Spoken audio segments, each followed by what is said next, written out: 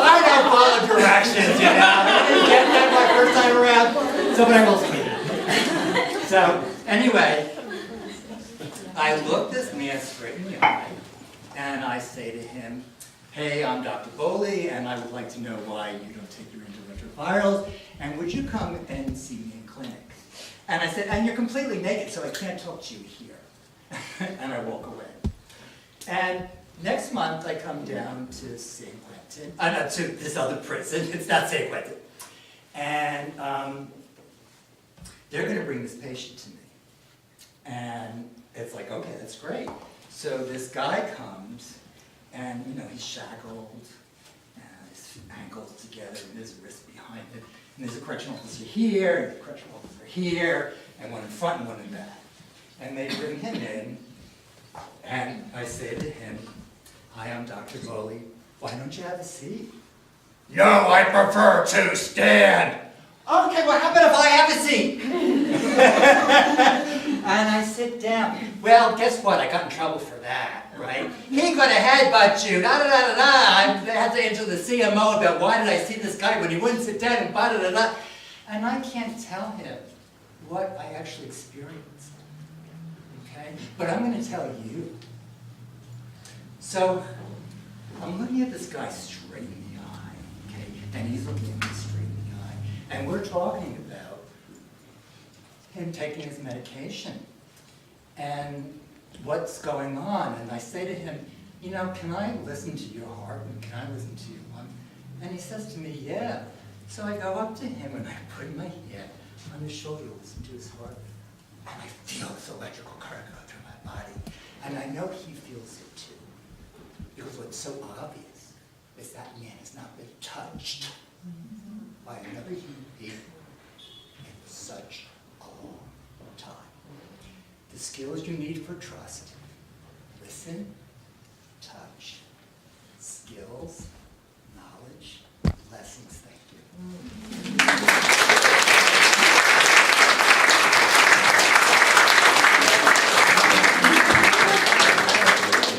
Wow. I guess that got, oh, we are videotaping this. I was like, how did you keep the camera moving? Oh, yeah.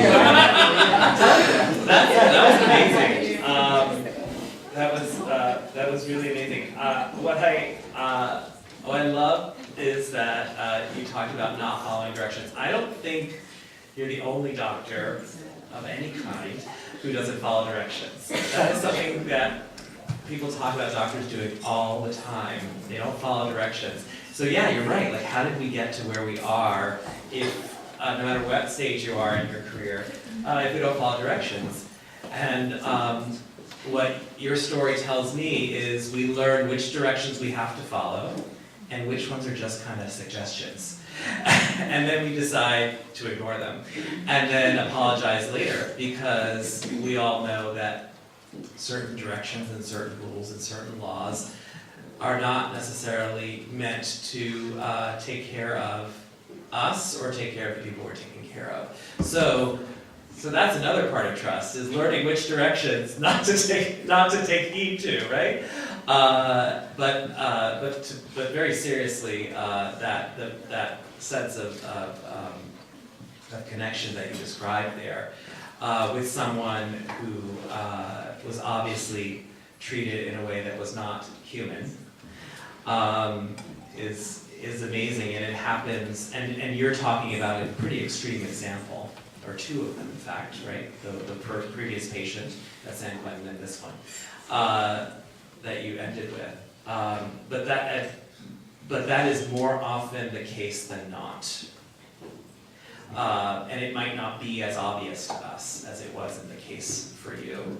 And so to always slow down and allow yourself to kind of really just get a sense of who the person in front of you is, even as rushed as you may be, for either good reasons, because someone's not doing well, or for bad reasons, because we have to keep moving, is really critical to making sure that we don't continue to perpetuate that inhumanity. So thank you. All right, so last storyteller before our break. Gerri Collins-Bride is a full clinical professor and vice chair for faculty practice in the Community Health Systems Department in the UCSF School of Nursing, as well as a seasoned nurse practitioner providing primary care to patients with psychiatric and developmental disabilities for over 30 years. She co-founded IPCOM, maybe you'll tell us Which I will explain. which you'll explain, and has served as its clinical director since its inception in 1995. Welcome. Thank you. That's a really hard act to follow, man. I'll see what I can do. I'm glad to hear you say that we don't have to follow directions, because I don't have one story, I have several, but I think, well, you know, I did, and I don't usually do that, but I brought notes. So, but hopefully these stories will be quick, and I won't run out of time. But I do want to say that some of the students, especially in the School of Nursing, are writing a big paper, those in the second year of their program. And so, it's called a Cont, it's like a master's thesis. And so, I wrote mine on providing care, health promotion for people with disabilities. And I've devoted that to, my career has been devoted to taking care of people with disabilities. So sometimes that paper that you're writing, you can put it to good use. All right, that's the moral of that story. So I'm very seasoned. I've been here for a long time. I think just shy of the number of years that you've been in practice, Larry. And I think we might have even crossed paths. I've actually spent most of my time here at UCSF. And so what's been an incredible joy for me is to be a primary care provider for more than 30 years in the same place. So I have seen incredible stuff with patients, and they've seen incredible stuff with me. It's a two-way street. We see patients grow and age, and they see you grow and age, and develop relationships and have kids and all that kind of stuff. So I have been really blessed to have been a primary care provider for all this time. And it's actually my favorite thing, but the hardest thing that I do. So when I think about trust, a couple of things came to my mind, and one of them was clinical competence. And as you, I'm not going to belabor the point because you made a very good point about it, but as a primary care provider, a clinician, you have to be competent in order to gain trust from patients. But not only in clinical skills, but you have to be competent in interpersonal relationships. And I think that's one of the reasons why nursing is actually considered the most trusted profession. So we've got a little notch above. And why is that? I think it's because in nursing education and practice, we are the science of caring. And we really focus a lot on providing skills for our trainees, our students, to communicate well with patients and others, and to learn how to listen actively, not passively, but actively. So I think those skills are actually really important in terms of trust. And then I think the other thing is advocacy and sort of loyalty, so that when patients know, or a friend knows, I've got your back. I'm going to be there for you, and I'm going to help advocate for you, maybe when you can't advocate for yourself. I see a lot of people who are nonverbal, and they can't always advocate for themselves. So I actually help with that interpretation. So one of the things, and I just have to say also, I think primary care, we form deeply profound relationships with people. And those relationships, I think, are what gives us the greatest satisfaction in our work. And we should not be afraid of those or shy away from developing those relationships. I know that probably in your training, some of you were told not to touch or not to hug patients. And indeed, you're not going to hug everyone, but perfectly fine to hug many of them. And you'll discover that as time goes on. So I thought about, as a beginning clinician, some thoughts about trust. And this story came to mind because I still remember it so many years later. I was probably a year in practice, and this is way back in the time where there were no hospitalists. If you're in primary care, you saw your patient in the hospital. Now some folks would go in, write a note, and bill, but many of us just went in to check in to see how they were and to make sure they knew that we were following them. We oftentimes didn't get notice from hospitals that our patients were there, so we would tell the patient, make sure you tell me if you're in the hospital, so I can actually get that information and provide some follow-up. So I was really green, I was really new, and the hospital team called me about my patient Alfonso, who was an older man who probably in his 70s, and he was in the hospital for pneumonia. And they had, it was either a chest x-ray or a CT scan, I'm not sure if they had CT scans back then, but he had a lung mass. And so they called me and asked me to come over and deliver this news to him. And I thought, what a privilege this is, and I thought, how can you possibly trust me to do this? I've had no training in this. I don't even know how to do this. But I said yes, because I say yes to a lot of different things. So I said yes, and I went over to the room, and I walked in, and I just remember Alfonso looking at me and saying, I know.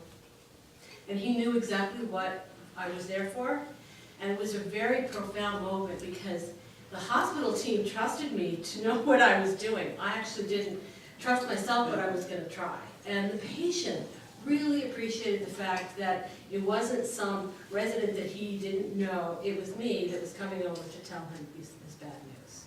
And so we sat by the bedside and we talked, and it was just a moment that I will never forget, because it helped me to trust myself that actually I could do this very hard work that has so many facets to it. So that was very early in my career.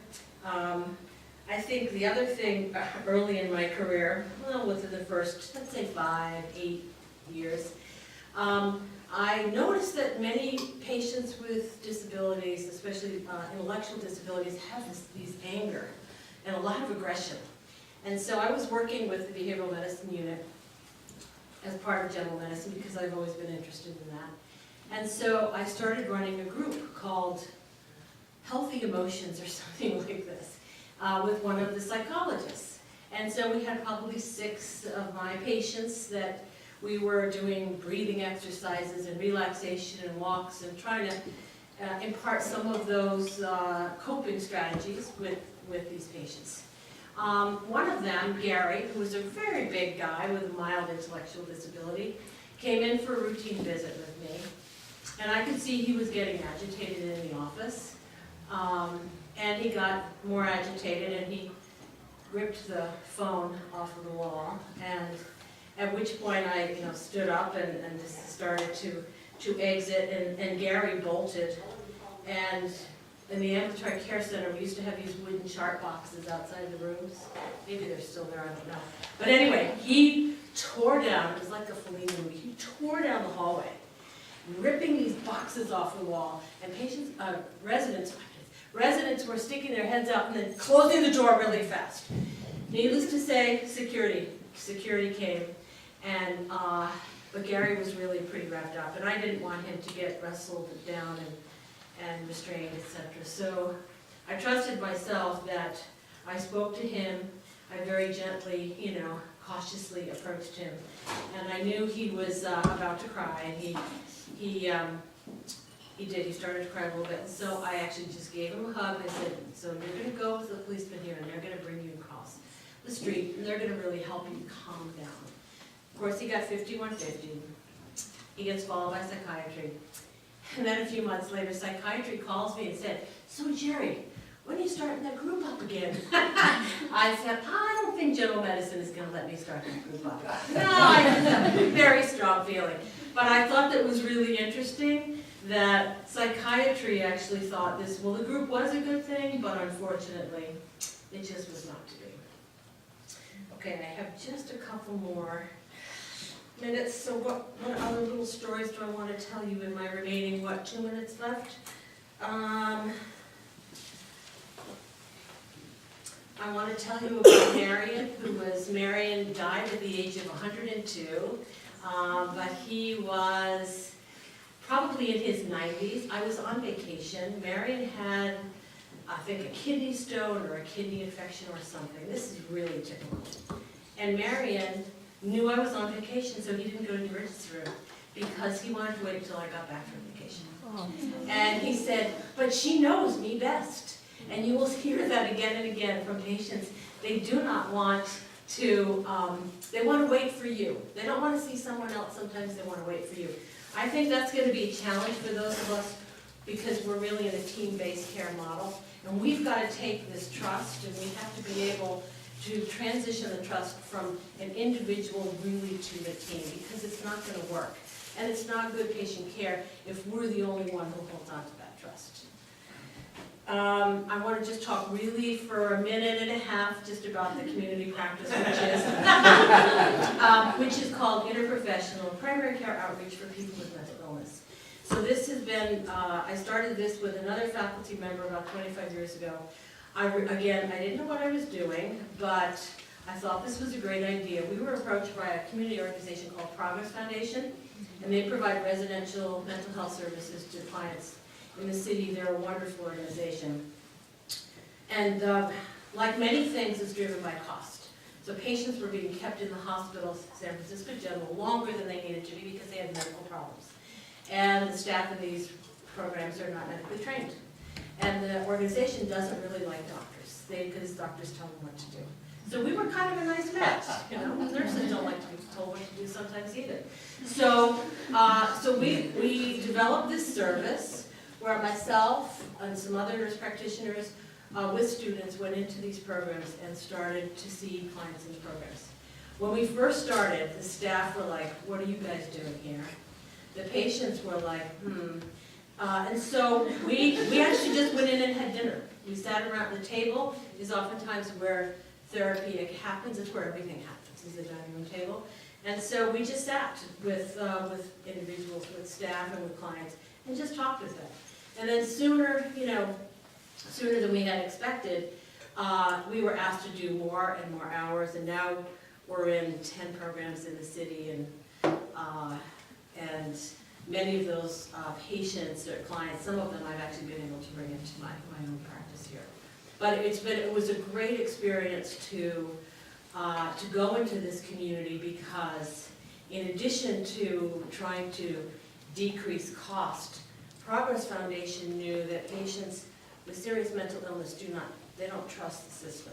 Because in the past, they were just thrown into a hospital or they were turned away because they're not great historians, and sometimes they smell, and sometimes they're homeless, and many times they have absolutely no social support. So some of the most difficult clients in the world. So to be able to go to where they live and provide some services for them has been an incredible privilege, and it's really taught me a lot about trust. I think I'm going to stop.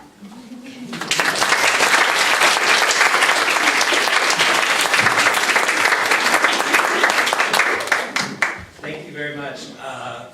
And I know both you and Larry talked about skills and your training and your knowledge, but both of you talked about what was going on in your gut, whatever you want to call it. There's that sort of, that center of yourself that that kind of led you to do what you do, or made you take a chance, and in your case, potentially risk your life, right, with that patient.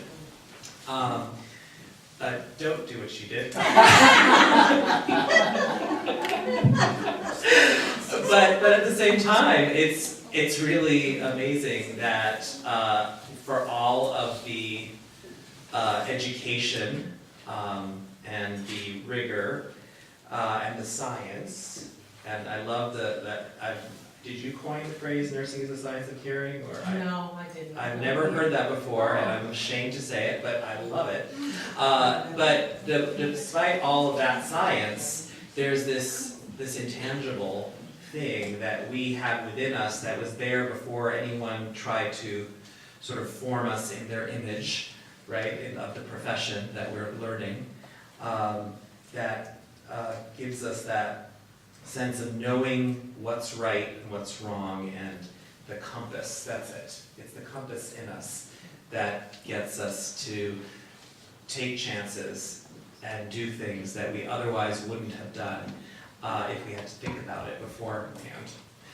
And that is often that missing thing that gets us to where we need to be with that person in front of us so that we can make a difference.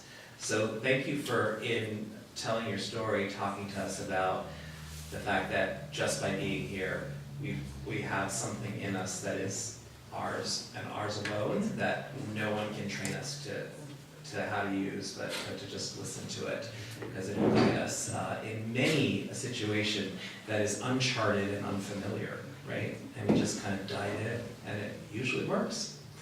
All right, well, thank you to the three storytellers from our first half of the evening. Another round of applause for them.